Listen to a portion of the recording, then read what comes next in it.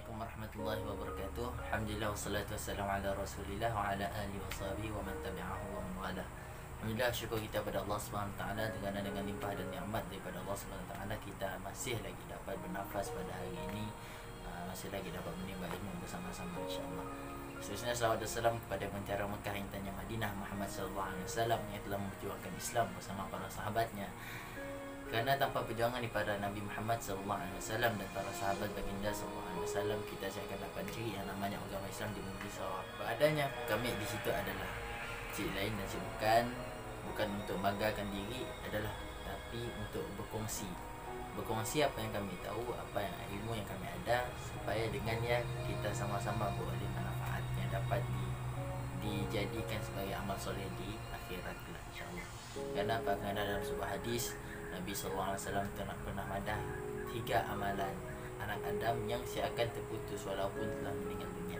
Antara 3-nya adalah ilmu yang bermanfaat.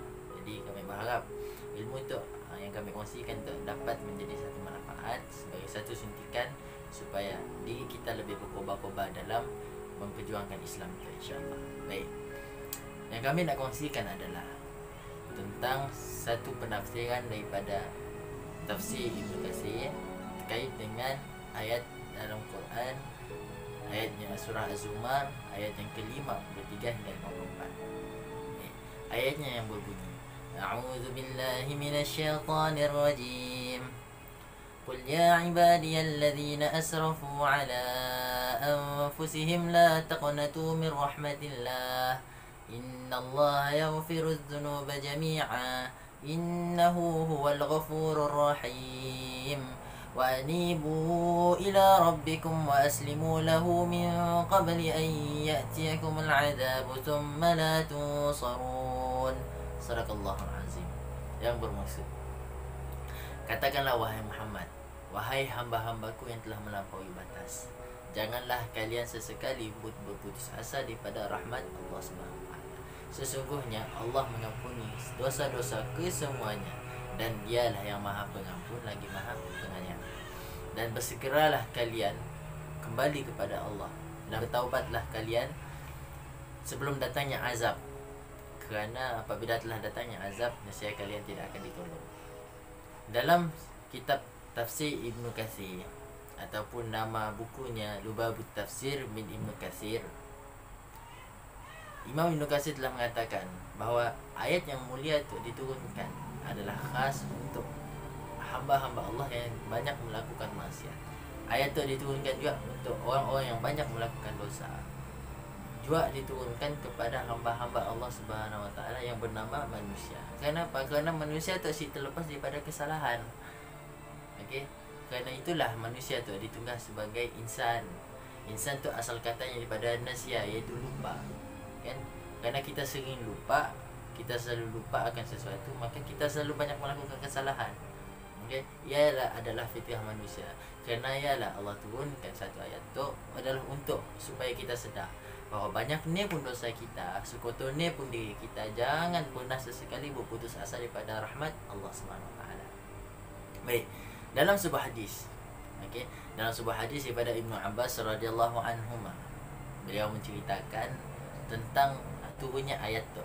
Okey. Ibnu Abbas radhiyallahu anhu menceritakan telah datang kepada Muhammad sallallahu alaihi wasallam sekelompok kaum musyrikin yang mereka itu adalah pendosa. Mereka adalah penzina, peminum khamar, banyak melakukan maksiat. Mereka datang pada Nabi Muhammad sallallahu alaihi wasallam lalu mengatakan, "Wahai Muhammad, yang nak dikelakar kau yang nang betul, yang nak dikelakar kau yang nang bagus.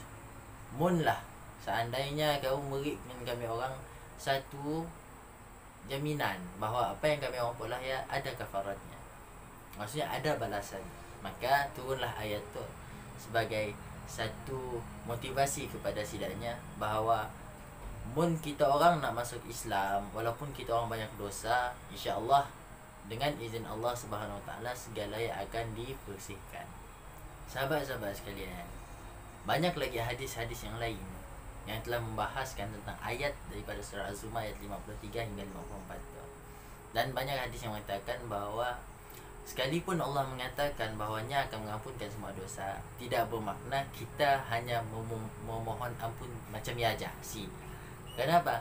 Kerana setiap perkataan taubat kita ya perlu disertai dengan tindakan. Okey, dengan usaha. Usahanya macam ni, usaha dengan mendekatkan diri kepada agama, usahanya dengan mengerjakan segala perintahnya, usahanya dengan meninggalkan segala larangannya, dan macam-macam lagi. Usaha yang dapat kita tunjukkan bahawa kita betul-betul ingin bertaubat kepada Allah, bukan hanya meninggalkan mantap-mantap ni sih. Minta maaf sahabat-sahabat sekalian, ramai yang madah, ya Allah aku tu ingin bertaubat, tapi apa yang berlaku? Dia sih menunjukkan dengan tindakan. Dia hanya madah aku ingin bertaubat, tapi dia masih melakukan maksiat. Ya yang menjadi masalahnya. Jadi apabila kita ingin bertaubat, apabila kita telah lahir rasa ingin bertaubat, maka usahakan dengan tindakan, iaitu dengan meninggalkan apa yang kita rasa benda yang adalah salah di sisi agama. Baik? Okey.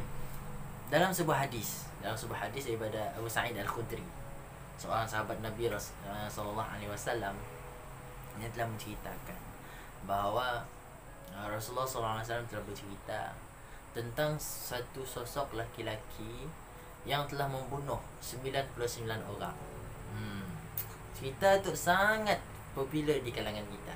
Lagi-lagi kita tu orang-orang yang belajar agama lah. Cerita tu memang sangat popular. Banyak selalu kita dengar daripada ustaz-ustaz, daripada dosen-dosen dan segala macamnya. Baik. Laki-laki yang telah membunuh 99 orang. Bukan sikit, tapi 99 orang. Ramilah. Nya juga seorang yang banyak melakukan maksiat, banyak melakukan dosa dan segala macamnya. Tapi suatu hari timbul terdetik di hatinya untuknya berubah, untuknya kembali pada Allah. Lalu dia ngagak kepada seorang ahli ibadah. Dia bertanya, "Wahai ahli ibadah, aku itu telah membunuh 99 orang. Adakah masih ada ruang untuk aku bertaubat?" Apabila ahli ibadah yang dengar, 99 orang? Mudah 99 orang, saya dah can lagi untuk kau bertaubat. Saya dah peluang lagi untuk kau bertaubat. Pintu taubat telah tutup bagi kau. Lalu orang lelaki apabila nya dengar macam ni, nya lalu marah. Bila nya marah, nya menghunuskan pedangnya, lalulah nya membunuh ahli ibadah tersebut. Kemudian, tapi dalam rasa hatinya masih belum puas. Nya masih lagi ingin mencari jawapan. Lalu nya pun pergi berjumpa dengan seorang syekh, seorang alim. Nya nanya, "Wahai syekh, aku itu telah membunuh 100 orang. Baru hari maghrib kami dah bunuh seorang lagi. Cukup 100." Lalu syekh yang ada, "Kau nak bertaubat boleh, tapi dengan syarat. Dengan syarat kau mestilah pergi keluar daripada tempat tu." Kenapa? Kerana biasanya sahabat-sahabat sekalian, kita tu dah cukup bagus. Kita tu memang sentiasa didorong oleh Allah. Tapi yang mempengaruhi kita adalah orang sekeliling. Sekeliling kita tu yang si bagus. Jadi caranya adalah kita keluar daripada suasana ya, untuk kembali ke arah suasana yang lebih baik. Lalu yang pembunuh itu pun yang mengikut saranan daripada orang alim itu. Orang alim yang suruh keluar pergi berhijrah, yang pun keluar pergi berhijrah. Dalam keadaan niatnya ingin berubah, niatnya ingin bertaubat kepada Allah Subhanahu Wa Taala, setiap langkahnya diiringi dengan rasa penyesalan. Tiba-tiba di pertengahan jalan maut telah menjemputnya. Lalu turunlah malaikat rahmat dan malaikat azab. Turun lalu berkelahi. Bertengkar. Adakah orang tu ahli maksiat ataupun ahli taubat? Timbul persoalan di sini. Lalu Allah madah, kita orang perlu mengukur antara jaraknya dengan tempat yang ingin hijrah ataupun jaraknya dengan tempatnya berasal. Sekiranya tempatnya dengan tempat yang ingin hijrah yang lebih dekat, makanya adalah orang ahli taubat. Sekiranya yang masih jauh daripada tempat yang ingin hijrah ya, makanya masih tergolong dalam kalangan orang yang berdosa. Lalu diukurkanlah oleh para malaikat. Ternyata jaraknya dengan negeri tempatnya yang ingin pergi ya, hanya berbeza 1 jengkal sahaja dengan tempat yang ia telah tinggalkan. Rupa-rupanya Allah Subhanahu Wa Taala telah memerintahkan supaya negeri yang ingin hijrah ya supaya mendekat.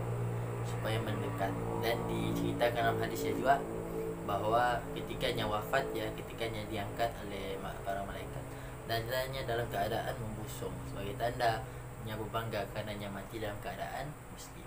Seterusnya sahabat-sahabat yang dirahmati Allah sekalian. Kalau menurut penafsiran daripada ayat Sayyidina Ibn Abbas radhiyallahu anhu, beliau mengatakan ayat daripada surah Zumar 53 itu diturunkan khas untuk orang-orang yang mengatakan bahawa Al-Masih ia adalah anak Allah. Orang-orang yang mengatakan bahawa Al-Masih ia adalah Allah. Orang yang mengatakan bahawa tangan Tuhan tu terbelenggu, yakni bakhil. Orang-orang yang mengatakan adanya Roh Kudus dan segala macamnya. Dan orang-orang yang mengatakan bahawa Allah itu adalah salah satu daripada 3 oknum. 3 oknum ini tu adalah istilah yang digunakan oleh Kristian Katolik untuk mendefinisikan Tuhan tidaknya. Okey. Jadi ayat tu diturunkan untuk orang macam ya, orang yang mengatakan Allah sekian sekian, Allah sekian sekian dan segala macam. Okey. Kemudian ayat itu juga diturunkan bagi orang yang mengatakan bahawa dirinya lebih besar daripada Allah Subhanahu Wa Taala. Seperti yang disebutkan dalam Al-Quran, orang yang mengatakan ma'alimtu lakum min ilahin ghairi. Aku si tahu Tuhan yang lain selain pada diriku. Orang yang mengaku dirinya Tuhan, sepertinya Fir'aun dan segala macam. Kerana ialah Ibn Abbas mengatakan, barang siapa manusia yang telah mendengar tentang ayat tu, telah mendengar tentang pengampunan Allah tu, tapi yang masih juga semua nak berubah, masih juga istilahnya masih juga dengan dunia maksiatnya, maka orang tu seolah-olah telah mengkhianati kitabullah. Orang tu telah mengingkari kitabullah. Okey, kerana salah satu syarat untuk beriman kepada Allah Subhanahu Wa Taala adalah beriman kepada kitab-kitabnya. Jadi Ibn Abbas mengatakan, mun kita orang si percaya dengan ayat tu, ia bertanda kita orang telah menolak Al-Quran. Nampak betapa besarnya akibatnya apabila kita menolak ayat-ayat Al-Quran. Baik, Sayyidina Ibnu Mas'ud radhiyallahu anhu mengatakan, dalam banyak-banyak ayat dalam Al-Quran, dan ayat yang paling banyak mengandungi kegembiraan adalah ayat daripada surah Zumar ayat 53. Kenapa? Kerana di dalam ayatnya penuh dengan pengharapan, penuh dengan kasih, penuh dengan sayang daripada Allah Subhanahu Wa Taala untuk hamba-hambanya. Kerana di permulaan ayatnya sudah digunakan bahasa hamba-hambaku, wahai hamba-hambaku. Ini seolah-olah seorang emak memanggil anaknya, wahai anak-anakku, kemarilah kalian. Sebagai contohnya. Tapi apabila Tuhan memanggil kita dengan bahasa yang wahai hamba-hambaku, janganlah kalian berputus asa. Kan bahasanya yang indah ya kan. Jadi di siap penuh dengan pengharapan bahwasanya Tuhan tu masih lagi mau menerima kita, walaupun kita tu kotor macam ni, walaupun sehina pun diri kita masih juga dapat diterima oleh Allah Azza wa Jalla. Baik, seterusnya dalam ayat yang ke-54. Ayat yang ke-54 tu ini adalah satu seruan kepada hamba-hambanya yang telah melampaui batas tadi. Ini betul. Baik. Dalam ayat 54 tu disebutkan wa anibu ila rabbikum wa aslimu lahu min qabli ayatikum adzab sumran. Dan bersegeralah dan kembalilah kita kepada Tuhan kalian dan berserah dirilah kepadanya sebelum datangnya azab kepada kalian, dan lepas datangnya azab ya kalian akan dapat tolong. Nampak? Dalam ayatnya kita dapat seruan daripada Allah untuk terus kembali, walau macam ni pun kita untuk terus kembali, dan kita supaya kita terus berjaga-jaga dengan azab daripada Allah Subhanahu Wa Taala. Kerana sahabat-sahabat sekalian, azab daripada Allah tu bukannya kecil. Azab daripada Allah tu sangat besar dan sangat mengerikan. Jadi kita harus berhati-hati dengan segala amaran yang datang daripada Allah Subhanahu Wa Taala. Okey, banyak kes yang kita pernah dengar, kes yang datangnya azab secara tiba-tiba. Sebagai contoh, ada yang tengah berzina di dalam sebuah bilik, tengah berzina, kemudian tiba-tiba datangnya azab Allah, bangunannya runtuh dan tidaknya ditangkap dalam keadaan yang mengaibkan. Okey, pernah berlaku. Kemudian ada yang kes orang tengah bersantai-santai di tepi pantai, kemudian datangnya tsunami dan segala macamnya, banyaklah kes. Jadi apabila datangnya amaran kepada Allah macam tu, kita seharusnya sebagai orang Islam kita harusnya berjaga-jaga. Okey, kita harusnya berjaga-jaga dan merasakan penyesalan, sedetik penyesalan di dalam hati kita untuk berubah ke arah yang lebih baik. Di situ kita dapat lihat kesimpulan daripada dua ayatnya. Kita dapat simpulkan bahawasanya Allah Subhanahu wa taala yang mempunyai 99 nama yang kita ketahui lebih suka memberi daripada menerima.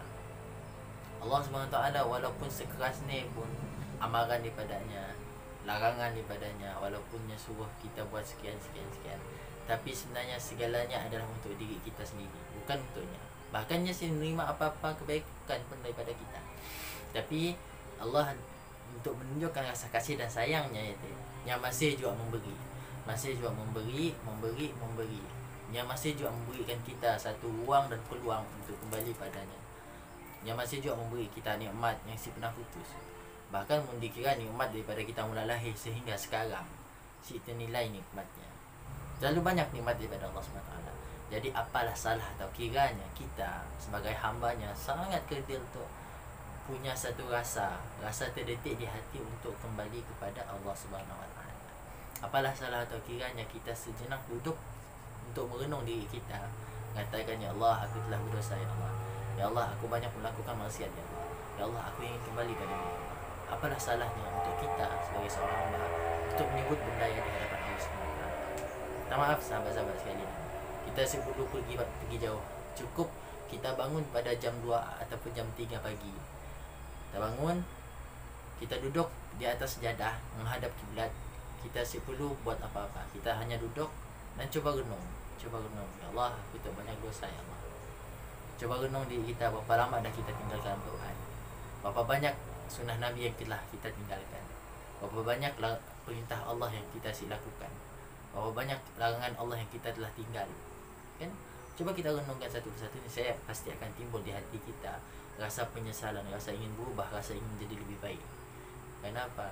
Karena kita tahu bahwasanya orang yang paling mulia di sisi Allah bukanlah orang yang banyak harta. Orang yang paling mulia di sisi Allah bukanlah orang yang berkedudukan. Orang yang paling mulia di sisi Allah adalah orang yang bertakwa di kalangan kita. Okey, jadi mohon maaf sekiranya dalam perkongsian tu ada terkasar bahasa. Segala yang baik datang daripada Allah SWT. Silap dan salah pada kesalahan kami pun sebagai manusia biasa. Qul qawli hadza wa astaghfirullahal azim li wa lakum. Assalamualaikum warahmatullahi wabarakatuh.